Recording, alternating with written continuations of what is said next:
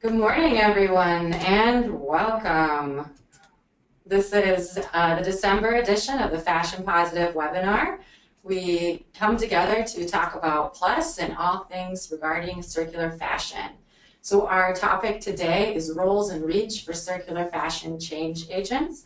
And my name is Mara Dilley. I am the manager of the Fashion Positive community. It's good to be with you again, and happy holidays. So back in September, we launched Plus. Plus is a member collaborative.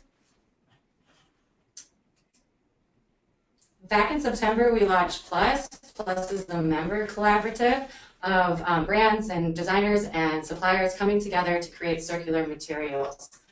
And ever since then, we've been doing monthly webinars on various topics related to what we're up to and what the industry is up to in general. It's been a very interesting time. In October, we had a special focus on defining the challenges and potentials for circular materials. And in November, we had a really fun panel. We spoke with Cecilia Brandstein from H&M, one of our original Plus members, to talk about why brands like hers are going towards circularity and circular materials. We also spoke with Julie Brown from the SAC, the Sustainable Apparel Coalition, talking about how we align all of our work together in the circular economy and sustainable fashion. So making materials circular is what Plus is all about, but there's more. There's much more complementary work to be done in fashion before our industry goes completely circular. So that's one thing we wanted to talk about today for our December webinar.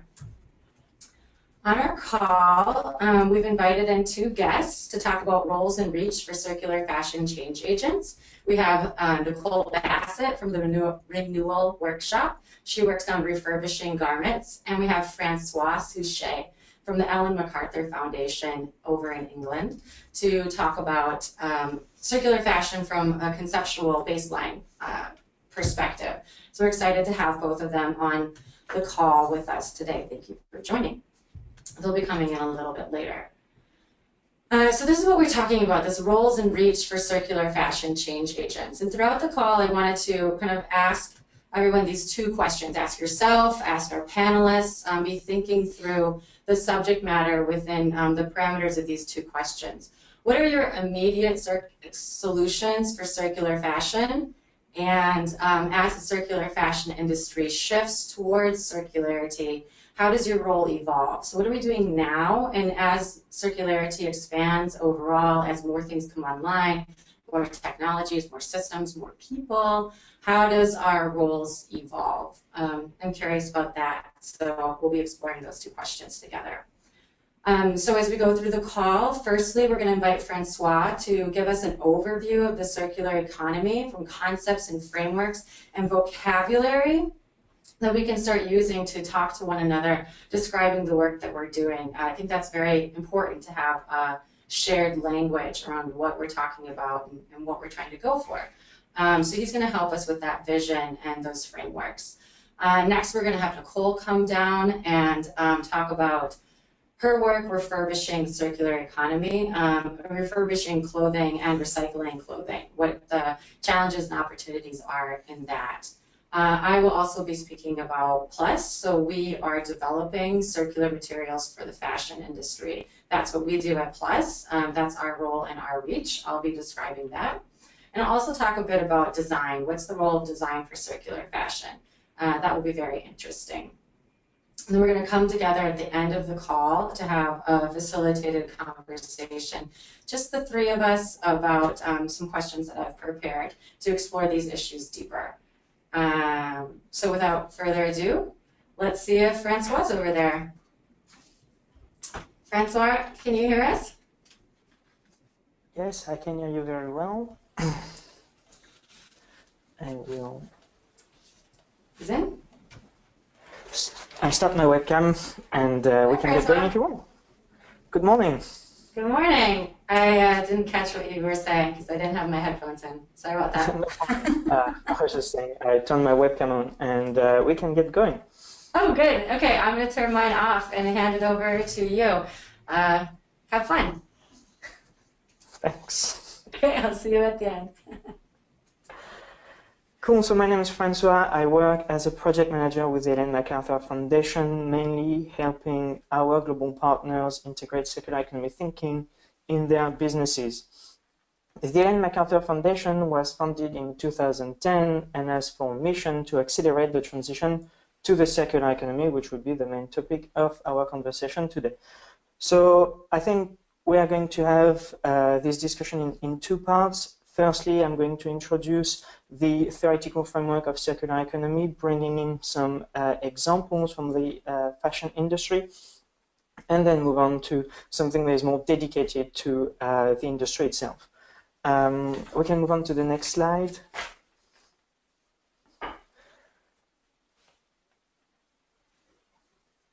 Next slide. So as we probably are all aware, we currently experience a mostly linear economy, a take-make-dispose economy, in which we take materials, transform them into product, use them, and discard them, mostly into landfill. And this model is being increasingly challenged.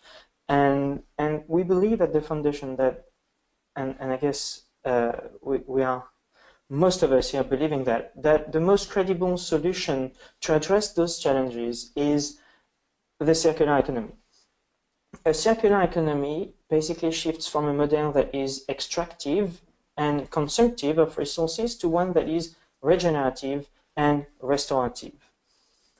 It aims to decouple economic growth and development from the consumptions of finite resources, and in contrast with the linear economy, it is about optimizing the system rather than its individual components. Next slide. So the Macarthur Foundation brought together existing school of thoughts, amongst which the Cradle to Cradle thinking, into a coherent system which relies on three principles. Next slide, please. The first principle is to preserve and regenerate the natural capital for the biological cycle. The biological cycle basically is organic material or agricultural products. And on the other side, it is to control and restore finite stock of materials in the technical cycles. Next slide.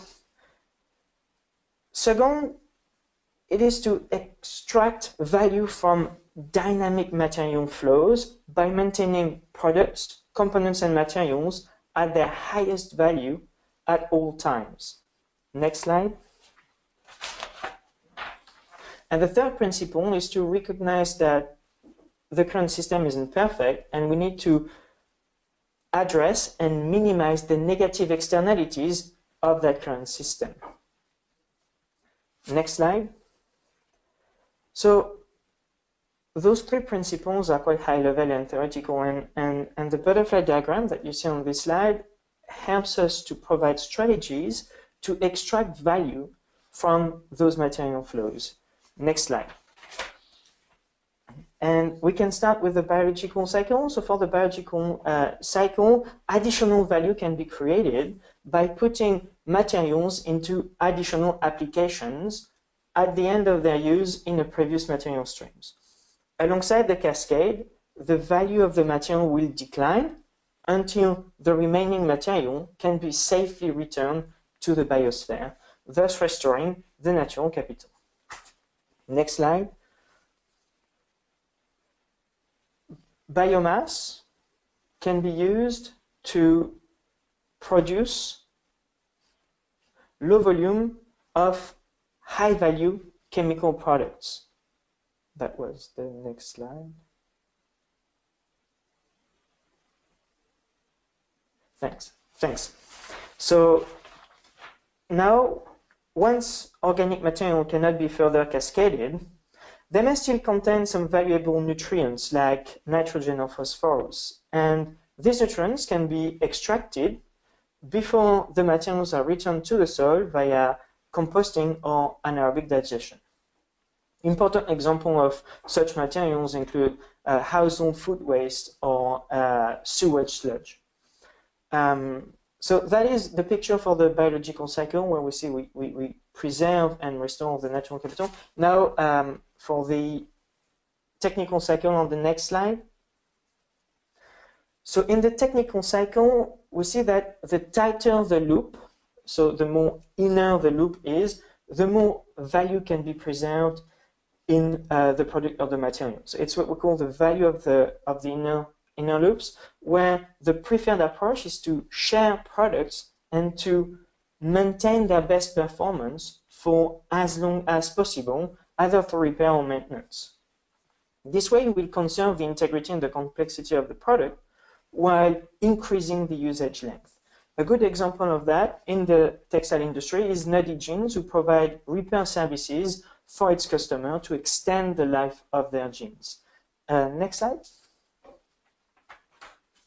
Now, once a user has no longer a use for a product, it may still be used by others via redistribution. This can be done simply by reselling the product on second-hand market, and this is something that is quite developed already in the industry via second-hand shop or vintage. Next slide. So now, if a product can no longer be reused, there is still a potential to keep part of its integrity and complexity by refurbishing or remanufacturing. When you refurbish, you restore at a product level. So faulty components are either repaired or replaced so that the product can be resold. And a good example of that is Viga, who provides baby garments, and basically it's on a service model, and once you have no longer a use for the garments, you ship them back to them. They refurbish if necessary before redistributing to parents who have a need for that size. Remanufacturing, on the other side, restores at a component level. So basically the reusable component of a product are extracted, potentially repaired, and reassembled into a new product that is resold. A good example of that is, unfortunately, outside of the industry, comes from Renault, who has a manufacturing plant where they remanufacture engines. And basically, the new engines come with a good as new quality. They are costing less money for the customer and provides higher profit margin for Renault, which is quite an interesting one. Now, if we look at recycling, it is the last resort solution because the value of a product is higher than the value of its components. And so when you recycle, you will lose the complexity and the integrity of the product to only retain part or total value of the materials. And we see a good example of that in the textile industry. If you mechanically recycle the fibers, you can only use approximately 20% of those in a new fiber because the fibers are shortened. And so it really proves that this solution is not optimal, and the alternative chemical recycling is definitely not mature enough to be on the market. Next slide. So now let's summarize a little bit all that content that was just shared. If you look at the biological cycle, it is regenerative. Non-toxic materials are first cascaded into additional use before eventually being returned to the soil, restoring the natural capital. On the other side, for the technical cycle, they are restorative. Materials are maintained, reused, refurbished, and at last resort, recycled. Next slide. So now what does that tell us for the textile industry in more details? And I think we can go to the next slide, which, if you remember, we had a conversation about cascaded use. And basically this idea of cascaded use can provide a vision for a circular cotton apparel. First, you will reuse the apparel to conserve the integrity of the product, and then you can find additional value by cascading the materials into stuffing for upholstery in the furniture industry. And after that, you can cascade it again into stone wool insulation for the construction industry. And after that, you can safely return the materials to the biosphere. And when we look at the cascades, every time that cascading material flow is a substitute for a virgin material flow.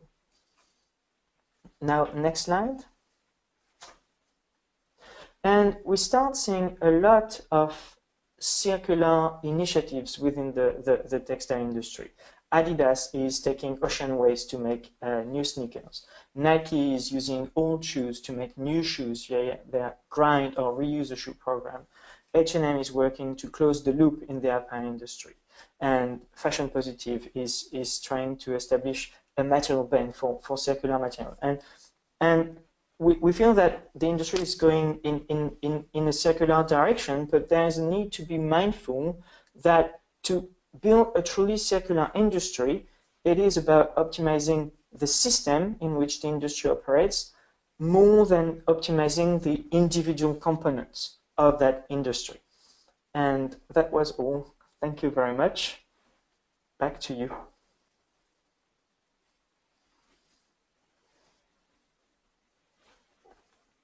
Thank you, Francois. That was great. I really appreciate you coming on and sharing that with us. So I think when Francois and the Ellen MacArthur Foundation speaks about cascades, that's what really helps me understand the subject of what we're talking about today in terms of roles and reach. So which cascade are you working on? It's sometimes a neat way to think about it. So as he just set us up to say, Plus is working on materials. So we're developing that bank. Francois called it a bank of circular materials for the fashion industry. And so I just want to build off that foundation and share some more about Plus. If you've been joining us for all of the webinars, if you're our #1 fan, you might have seen some of this before, but I think it's very interesting to just explain what we're up to. So our role and our reach is solving for the lack of access to circular materials in the fashion industry. So our collaborative, our dues-paying member collaborative, are brands, designers, suppliers coming together to catalyze the systems change we're all talking about in the fashion industry by transforming linear materials, take-make dispose materials into circular ones that can be repurposed, that we can grab those nutrients and bring them back into new feedstock for our materials. Let me tell you the story of where we came from so you can understand how Fashion Positive took on this role within the circular economy. It's actually quite native to us considering our parenthood, which is the Cradle to Cradle Product Innovation Institute. So we are a sector initiative of the Cradle to Cradle Product Innovation Institute. We work on systems change for industries overall, including the built environment, personal care, home goods, etc. Our scientists at Cradle to Cradle are circular materials specialists. We're remaking the way that we make things. So Fashion Positive is a division of that. We work around the world. As you know, the linear economy takes resources from the earth and then turns those resources into products and finally products into waste. We are changing that. We have a decade of experience doing this in other industries. We come from, because our founders are architects, and Francois spoke about them in his presentation, we started in the built environment, and that led us out into fashion little by little through upholstery and then through invitations. So we are cross-sector, including textiles, apparel, built environment, packaging, home, health, and beauty. We have 21 participating companies, 428 active certifications, and 5,500 products across our entire institute. And we're growing very rapidly within fashion, which is exciting. And here's some of the other work that we do in other industries. So we do have a certification, the Cradle to Cradle Product Innovation Institute. We administer the Cradle to Cradle certification. That is a five attribute standard that covers social fairness, water stewardship, renewable energy, material health, and material reutilization. And I think the reutilization aspect is especially unique for our role in circular fashion, obviously. So this is a gradient, a grade of how well a material might circulate in the economy. How well might you be able to repurpose the nutrients that are inside of a particular material you're using? How can you recover those nutrients and use it again? So you need to have a material reutilization plan to be Cradle to Cradle certified, which is what we're working on for fashion, creating those materials that can be circulated in our garments. So we're transforming the fashion inputs together in a nutshell is what I'm coming around to say. So fashion positive is catalyzing the systems change by transforming these linear materials into circular ones. We focus on high volume materials because they're the most critical for industry-wide change, right? We want to go after the biggest things and move the needle. And the Plus group is doing that in a very systematic way. We learn through process, and we're sharing this intelligence and best practices in our community to accelerate the industry-wide shift towards a circular economy. So every time a Plus member verifies, works together on a team called a work stream to verify a circular material, it goes into our fashion positive materials collection.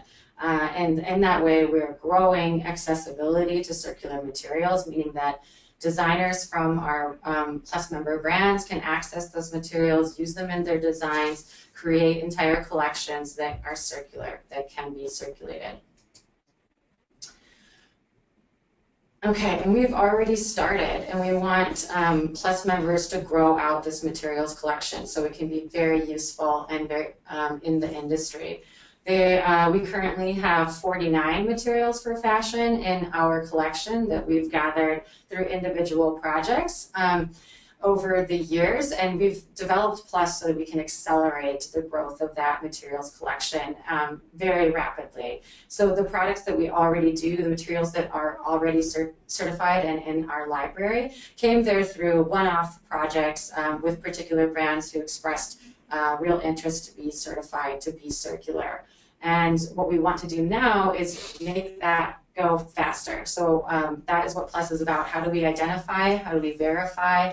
How do we optimize those materials and get them into the collection so that we can use them whenever we need to without any constraints on what we're making or how.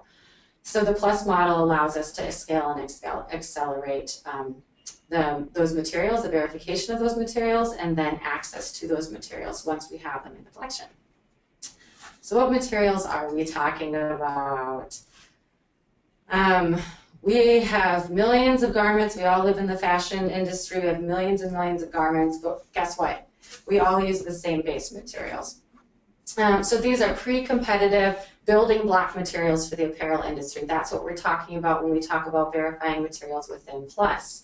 It's the common stuff you all buy to create your own unique proprietary garments. That's what we're trying to make circular, the common things. Polyester, pigments, dyes, yarns, buttons, zippers. We all share the same building block materials. And if you were with us last month when we spoke with Julie Brown from the SAC, she talked about how, from her experience building the MSI, she knows we're all sharing the same suppliers. So what we're talking about in Plus is understanding that commonality and building up circularity from that. Building out from the things that we share, finding the right places to collaborate so that we can be collaborative and competitive at the same time. And it's working very well so far. Actually, Cecilia from H&M spoke about that last month as well. And you can go back and look at all of our previous webinars on our website as well, on fashionpositive.org. We have the entire library of past webinars available for you there. So do check it out. Fashion Positive is working off of a critical materials list. So we have building block materials, which are yarns, dyes, threads, pigments, etc. And from building block materials, we've researched what are the most critical materials that we need to work on. What do we have to shift the entire industry? If we verified these materials, then the whole industry would shift into circularity. So we're trying to be very strategic here in providing the tools for that enable everyone else, our callers, our guests on this call today, to do their work as well. So we're trying to enable other initiatives with our work, make flexible platforms for change. So our critical materials list, and I'll show you some aspects of those on the next slide. It's also available for download off of our website, the full list. The materials that we're working on represent high sales volume across Plus member usage and throughout the fashion industry. So these are the things, the materials that you use every day to weave your garments, to build your garments.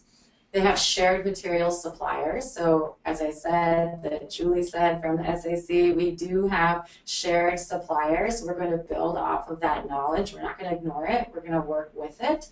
We want high potential for integration into the circular materials economy. And that's why we're having these conversations with other change agents within the circular economy. What are your needs? How can we make it happen? How can we integrate our work into the material flows that you see?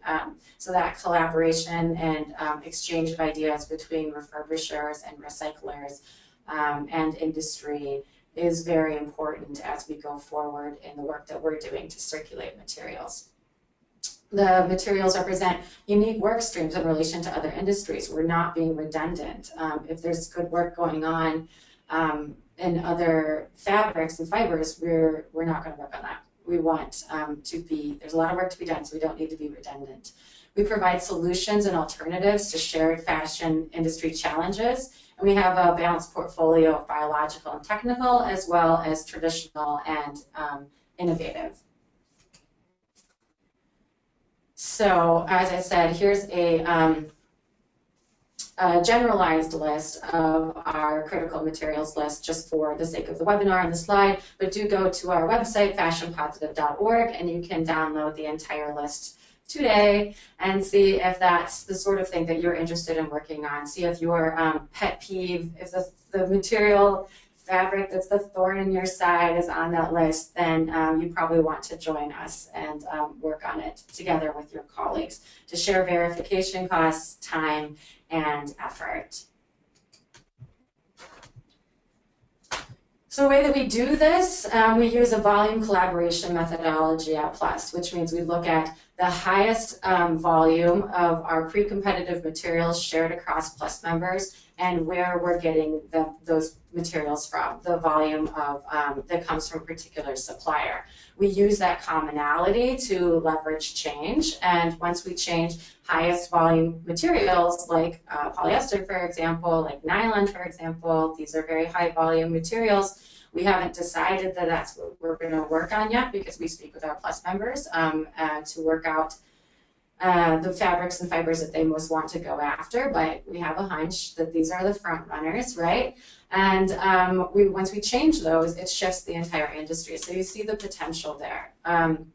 It's really good because this collective coordinated action decreases the cost and the time of determining what's sustainable or what's circular on your own. So how many of you are working in brands right now where you're struggling to know what your materials are? What are the impacts? Is this good or is it bad? And trying to determine that on your own takes a lot of time. It can take a lot of money, and sometimes it just doesn't get done, and we get stuck, in the place that we are. We are trying to disrupt the current state of affairs by providing guidance around circular materials and leadership towards getting there. Because together we really can rapidly scale and accelerate the use of better-based materials and transform our industry. So if we put our heads together, this is going to work. On October, in the October webinar, we took a deep dive into our critical materials and why they matter. They matter because if we circulate them, we can really get to a place, we can achieve the goals that we're talking about. So we took a deep dive into three materials that are on our list based on a quick survey. We asked the community, which ones would you like to talk about? We talked about recycled polyester, spandex, elastane, and dyes, and how might changing these building block materials from linear to circular contribute to this industry-wide shift towards circularity. And I recommend you go back and look at the October webinar if you would like more in-depth information on that. It was a really good one. But let me just give you a reminder of one, because I think it drives home what we're talking about today in terms of roles and reach and what is a circular material and how circular materials can shift the industry. So recycled polyester, our pet.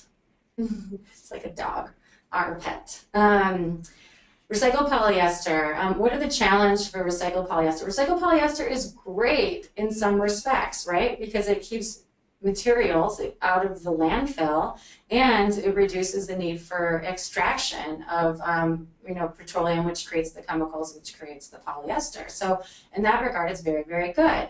But there are some challenges to recycle polyester from a cradle-to-cradle perspective. A circularity perspective is just that when we recycle polyester, we cycle contamination, right? Recycled polyester, which is polyester, is contaminated with a suspected carcinogen called antimony trioxide. And when we recycle it, which is done by mechanical means, it does not get rid of the antimony from the fiber, which means that the antimony remains on the fiber and goes through to the next cycle, the next generation. So chemical recycling might be able to remove this, but chemical recycling is not ready at scale yet. So when we talk about cycling or recycling our materials, we need to remember clean in, clean out. So it's really a mantra at Fashion Positive, at Cradle to Cradle, at Plus, clean in, clean out. So in the thread of what I asked our guests to talk about today, immediate and future. So immediately, we are supporting innovation and chemical recycling that can remove the contamination from polyester. So take the polyester that we have today, get the innovation that we need to chemically remove that antimony and other contaminants, put it to the side, safely dispose of it, and then reweave the fiber into clean polyester, and that will be the new version of recycled polyester. We also want to be working on eliminating contamination from the polyester from the beginning by cleaning the input stream. So when we go on to recycle polyester down the line, we don't have to worry about removing contaminants because it was never there to begin with. And providing access to verified circular building blocks is the last thing we would do in that category. Oops, I went too far. So just that avoiding chemicals on a banned list does not equal a solution. We need to think through what a circular material really is. I like to think about it if you're on a diet and you don't eat chocolate cake because you're on a diet, it doesn't mean that you can eat sticks of butter, right? You're still in trouble. So just avoiding one thing doesn't mean that you're going into the next. So in conclusion, our outputs at Plus are that we're identifying, improving, and certifying building blocks of sustainable fashion. We're creating this high volume cradle-to-cradle certified building blocks that you can use in your supply chain to derive big impact upstream. And we have the facilitated and effective collaboration. So we're people-powered, working from community, and sharing thought leadership in apparel. That's what we have here at Fashion Positive Plus. Now, let's bring on our next guest to talk about another cascade of the circular economy. Nicole Bassett, are you out there? Good morning, Nicole. Good morning, Mara. How are you this day? I'm doing good. I'm excited to be here and talk about this. I'm so glad. Where are you right now? You're in Oregon? I am in Oregon, in beautiful, rainy Oregon. Oh, good. I'm glad to hear it. Well, I will let you entertain our viewers with your wonderful story of the renewal workshop. I'm going to turn off my camera and I'll come back on at the end of your talk, okay? Great, thank you. Okay, bye-bye. Hi, everyone. Thank you for the opportunity to talk today and to be a part of this really great conversation. I'm actually was vigorously writing notes throughout Francois's presentation. For those of you who don't know me, my name is Nicole Bassett. I have been in the field of sustainability specific to apparel for about a decade. My background has been in trying to make textile or make textiles apparel in a more sustainable way, looking at the social and environmental impacts, doing a lot of supply chain work early on at Patagonia. I was then at Prana and ran their sustainability program for a number of years, and then did consulting.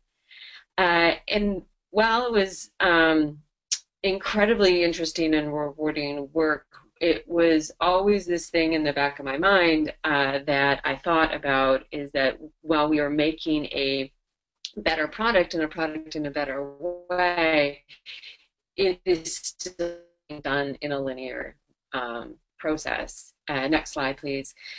You heard this from Mara, you heard this from Francois.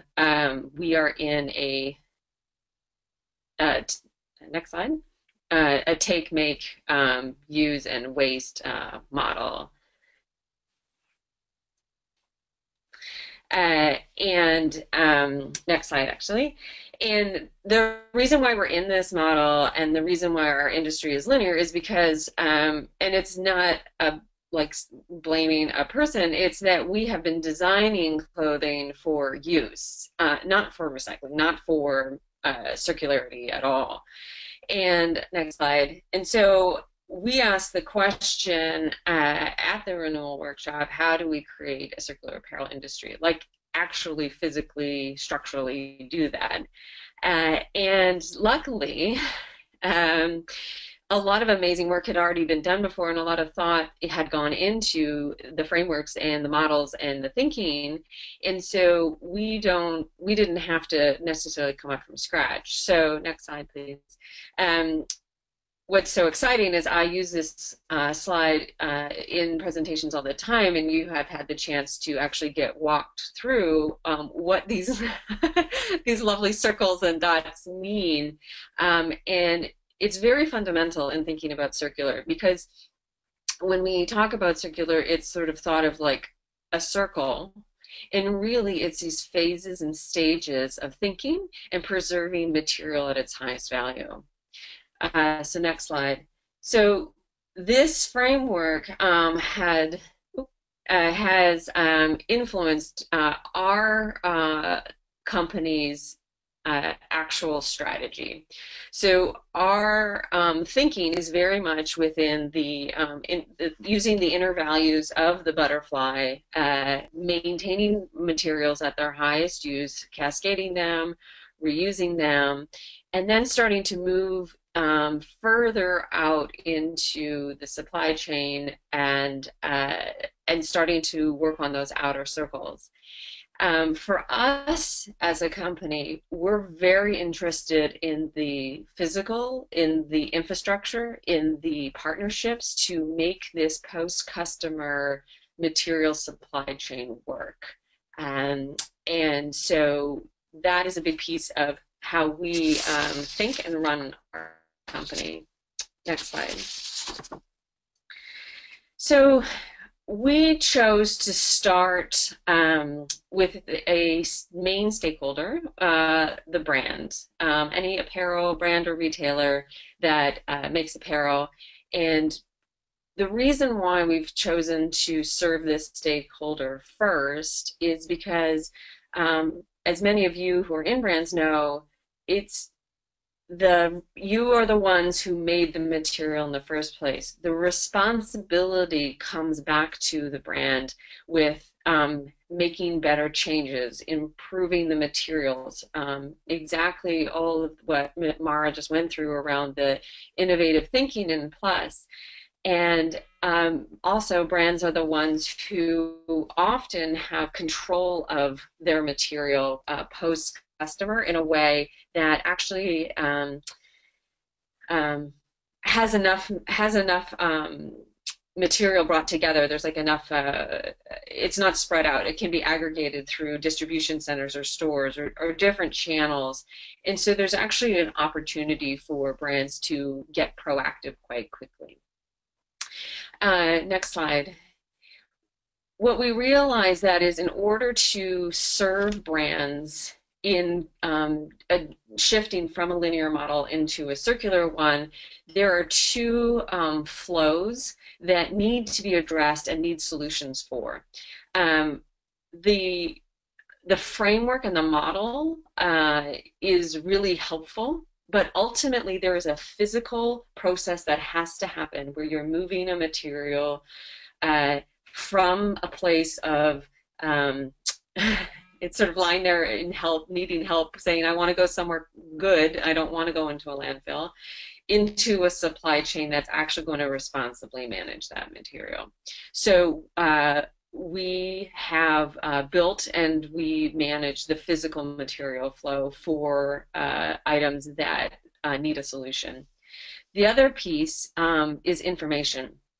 Information needs to flow through the supply chains, and from brands and designers down to recyclers to stakeholders like PLUS or Ellen MacArthur Foundation and others. But this information is getting stuck in different stages, and so there needs to be a flow so that different stakeholders are making good decisions around circularity. Next slide, please.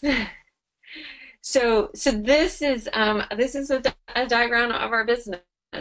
We have created the infrastructure to support apparel brands and retailers to essentially manage the entire end of use of the products that they create.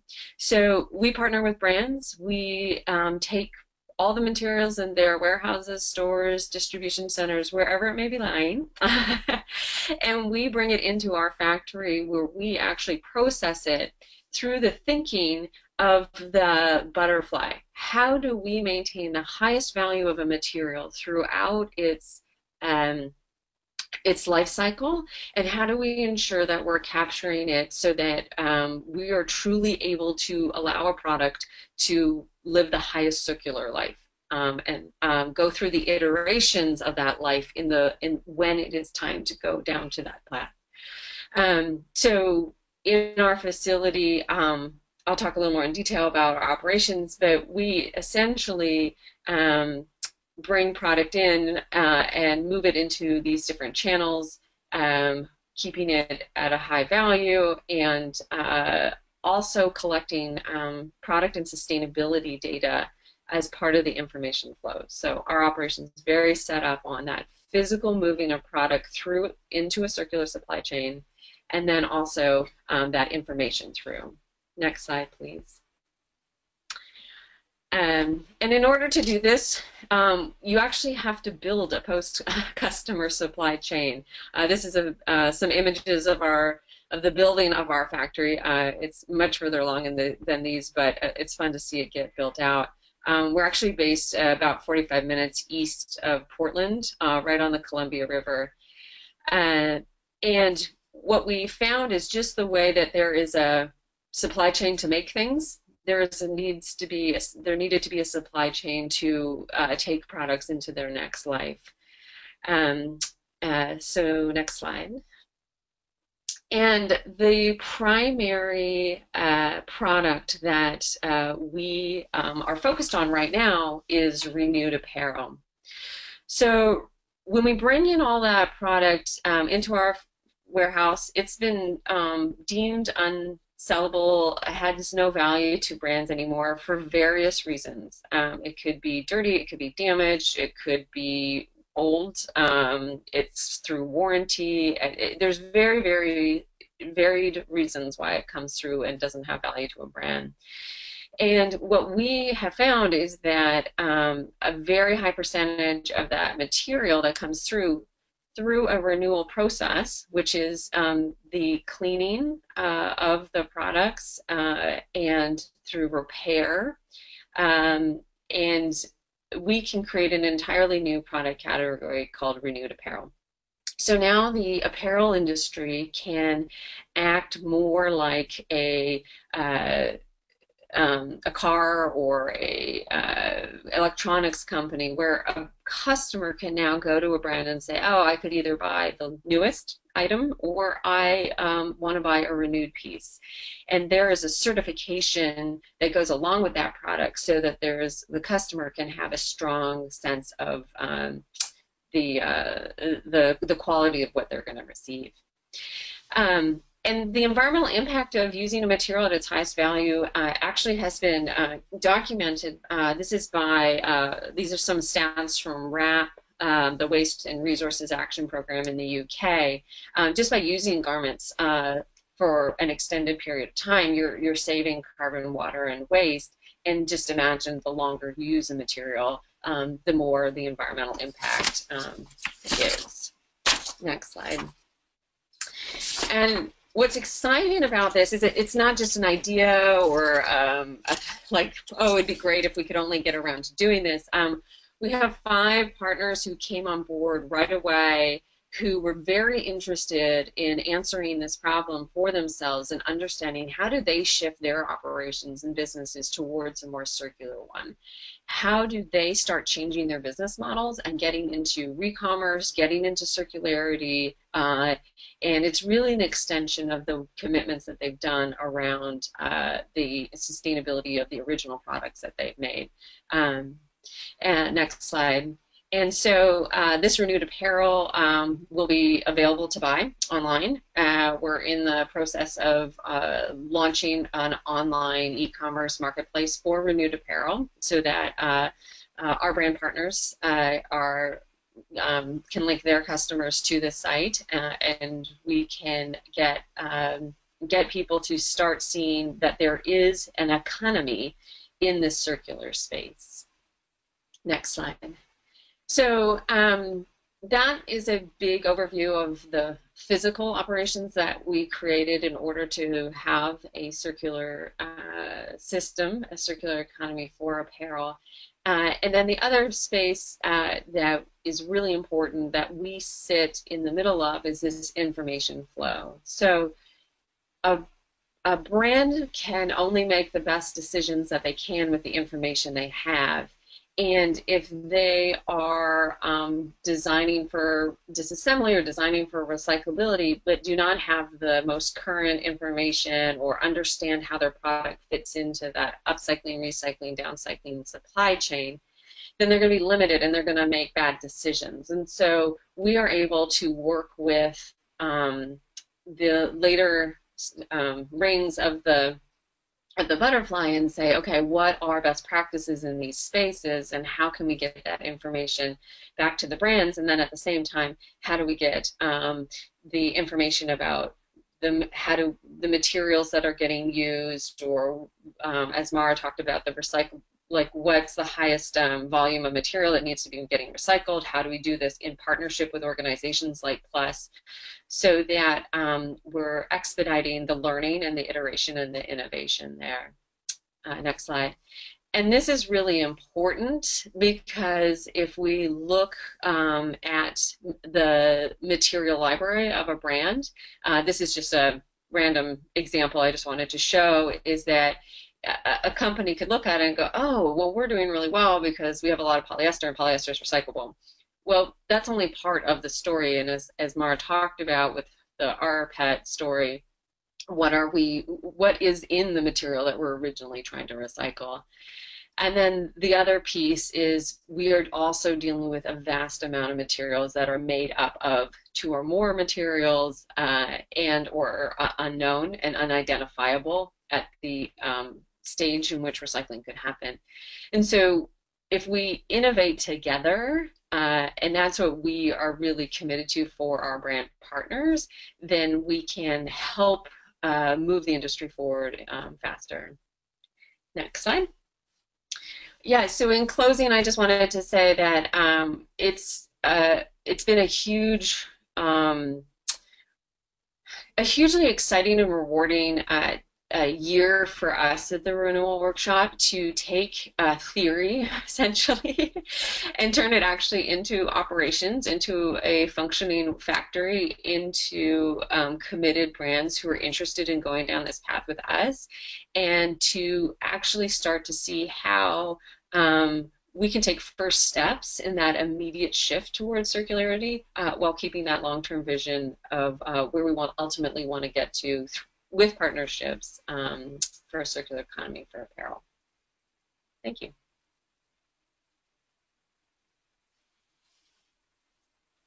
Hi, Nicole. Thank you so much. Um, so, great. Thanks, Nicole. Thank you so much for coming on and sharing all of that.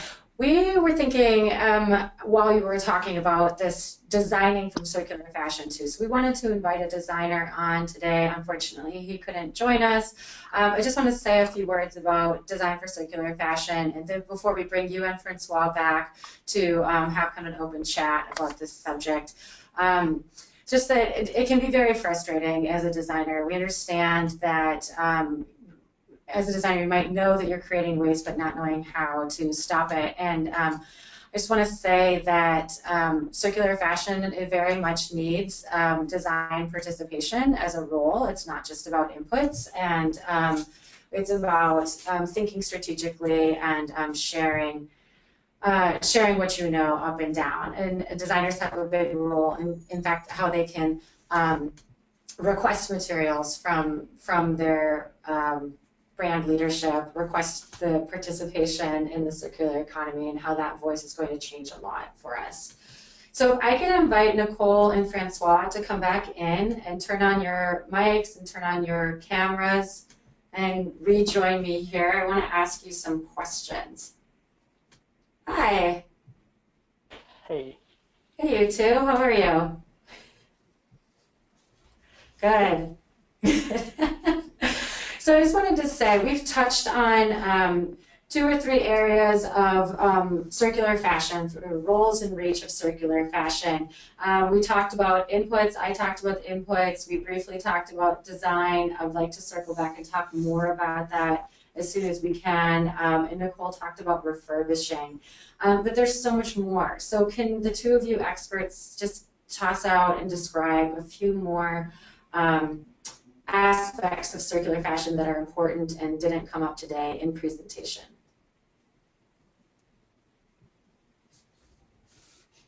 Nicole, can you say something first and then Francois will go? Sure. So I think one of the things that we have to talk about and think about is this idea of collections and where does this material come from. I find this very interesting because we have, it's the brands and manufacturers who make product, and then it gets sold through many sales channels, and then we are expecting a single stream to take it back, and that is either usually home garbage and recycling, or there's the responsibility is now on the individual to say, when you buy something, you have to actually be responsible for its whole life, and you have to take it somewhere. And we need to have better infrastructure to support this. We need to know where the best place to send a material is. We have great charity programs to date, but they're getting everything, and they're getting things at various stages in the life cycle of our product. So this is going to be something that collectively we're going to have to talk a lot more about and think about. Yeah, I think that's really interesting. And the way that we've started is kind of a brand-to-brand or closed loop or in-store pickup, which is a good place to start. But how do you get clothing recycling to be as easy as recycling a glass bottle, for example, in some countries, in some places? So that separation, that understanding where it's going and how to deal with it is really important aspect. What do you think, Francois? Yeah, I think truly scaling these collection capabilities is definitely key. I also think that there's a possibility, and we touched on that kind of underneath, to educate people in the industry to develop skills, because the set of skills that is required in a circular economy is different from the one that we experience today, and that touch on design, but also touch on how you manage your supply chain, your reverse supply chain even, and at the foundation we work quite a bit on that. And I also thought there's this idea of innovating in terms of business models for the companies, so that there's this idea of retained ownership, where you have much more control over your products, but you also are a lot more accountable for what happens to them once people have stopped using them, and kind of forces you to innovate in a certain way. So yeah, those are I think that was really interesting, Francois. And in your presentation, when you mentioned taking an example from Renault, taking an example from an entirely different industry, from the auto industry, and bringing that into fashion. So what can we learn from other industries that are going circular, and how can we bring those lessons into adopt them into fashion and appropriate them in the way that we need them to work. And I think business model is a big deal. So how do you pay for the change that you want to see in your industry, and how do you incentivize it through business is also a really good answer. And other people are working on that. You know, innovation is happening across the world, obviously because of technology.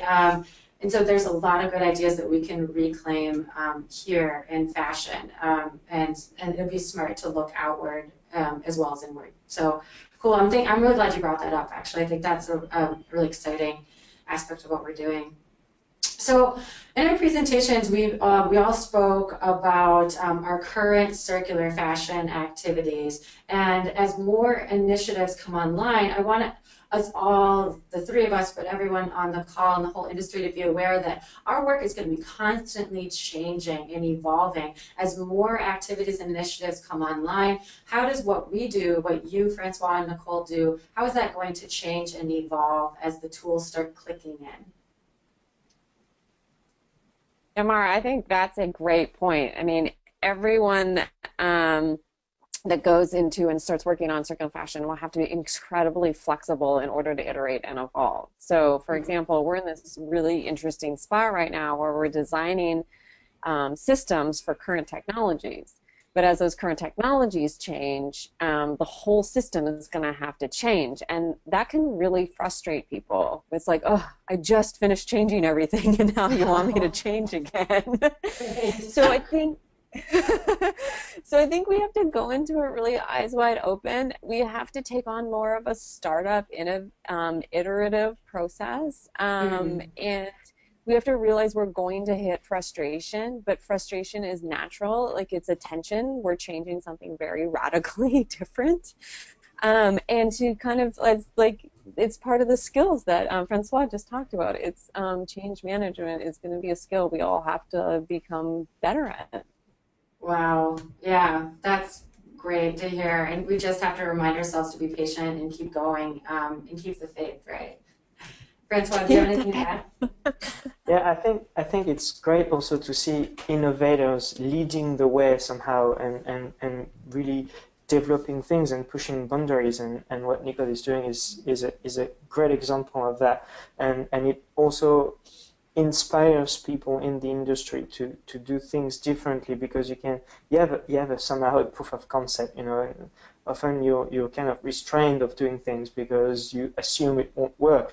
But when you have someone who comes and proves that actually you can make it work in a way that makes business sense, but also like environmental and social sense, it is definitely a powerful message. And I think the role of the foundation there is evolving slowly. As in the beginning it was about raising the awareness of people around what the circular economy is. And as we see more and more people now know what the concept is, it is also about doing like the work with them, being like accompanying them through that transition. And I think the platform we develop, the network platform we develop, is increasingly important. Oh, that's great. Good pep talk, you two. Thank you. So we just have a few minutes left, but I did want to ask you, I'm serious. We need to hear it. Lastly, if I could give you 3 wishes for circular fashion, just what would they be and why? You know, it's Christmas season, so 3 wishes.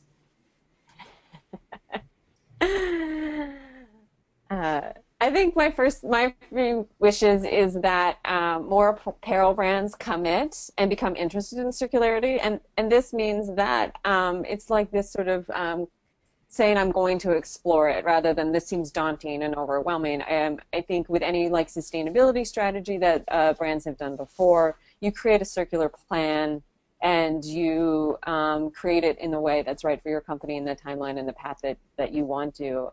So I'd like to see more commitment.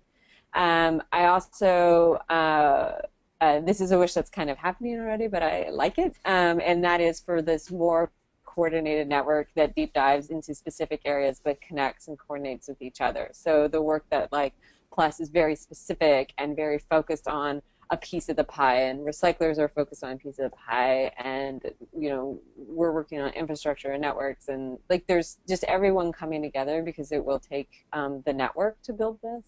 And then I think my last wish is that everyone doesn't run over and think circularity is this the new shiny object, that we don't forget that it's the original design, it's the original impact, it's the sustainable materials, the human rights, and the supply chains of that original product is part of the journey, and that we don't forget its importance. Wow, cool. How about you, Francois? What do you think? I think the first one would be about not underestimating the biocycle and designing products that are non-toxic, and understanding that like fashion doesn't have to be linked to the technical cycle all the time. When we look at the technical cycle, to not talk too much about recycling, but also talk about the power you have when you try to extend the lifespan of your product, or extend the utilization of your product by stopping those billions of dollars of unused apparel that stays in our closet. And I'd say the third one is quite linked to that, and it's kind of start talking about access over ownership. And there are some innovators who are entering the space, and I think this is going to be an increasing trend. Yeah, that's cool. Thank you so much. I just want to say my wish, which I wish that everybody catches the fire, because I get excited when I listen to you too, and I think that it's the most creative and most interesting place to be right now. And there's really cool stuff developing. So thank you for sharing the enthusiasm and passion with me and with the group today. It's the end of our call. Do you two have any final words before we say goodbye? Thank you. Thanks for the opportunity. It's great to be able to have time and space to talk about this, and especially with leaders and experts like you guys. So thanks. Oh, you're welcome. Yep, thank you very much, Mara and Nicole. Okay, you're welcome. Well, thank you, everyone, and thanks for everyone who joined us today. Our recording will be up on fashionpositives.org by the end of the day, and we'll send you a follow-up email as well. We hope to be seeing you again in the new year, and happy holidays, everyone. Goodbye. Happy holidays. Bye. Happy holidays.